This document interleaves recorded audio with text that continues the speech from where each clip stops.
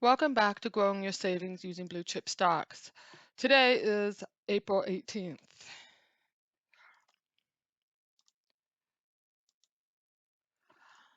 Prices were updated last Friday. Last week was steady again with neither big gains or big losses. So we're going to check in with our listing of Canadian stocks on the TSX and our US stocks on the New York Stock Exchange and the NASDAQ, as well as my 4 Fantasy Toronto Stock Exchange portfolios to see how they're doing. Resources are still doing very well due to the large rise in oil and gas prices. So our $5,000 portfolio is holding steady with a 6% gain on the year.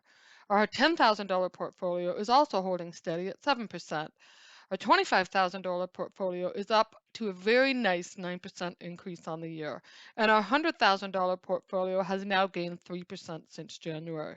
Remember that most GICs and savings accounts will only pay you 1 to 2% annually. And remember that you are in this to grow your savings and your stocks are paying dividends.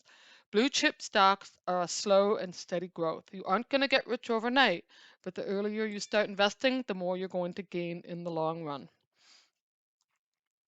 So let's take a look at the Canadian portfolio. Manufacturing and industry is still down about 4% on the year. We're still half and half, a little bit more on the downside. Some of them, like Thompson's, are at about even. They're exactly the same as they started the year. Consumer goods, we are up 1% overall. That's starting to turn around again. We had been down at the beginning of the year, and now it's starting to come back up. You'll see we have a little bit more green than we do pink. The finance, still in the same position. We've got some losses on the year, averaging minus 7% overall. Only Manulife is showing a gain.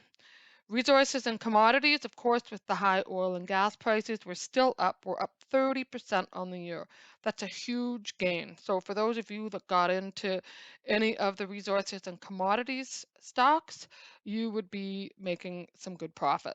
Same with utilities. We're all in the green. It's up 11% overall. So resources and commodities and utilities are pulling the average of the Canadian sector up 3%, at least for those stocks that I'm following here. The US side, it's still about the same, it's doing not quite as well as the Canadian market. Manufacturing and industry still hard hit by the supply chain issues and the war. We are down 8% overall.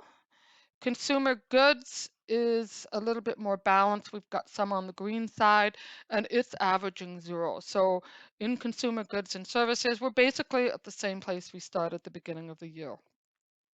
Finance still down. The only bright spot in finance is American Express, which is up 9%. Resources and commodities up a whopping 39% this year.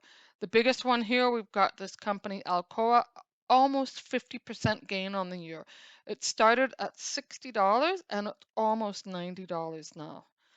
Utilities, AT&T is still on a downswing. We're down 28% on the year.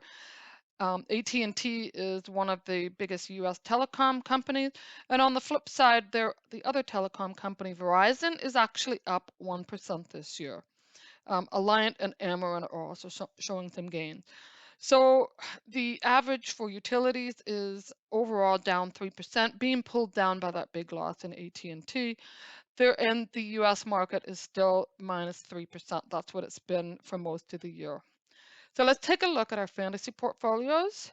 So our $5,000 portfolio is actually down a little bit. We're taking a little bit of a hit with a loss of $16 overall.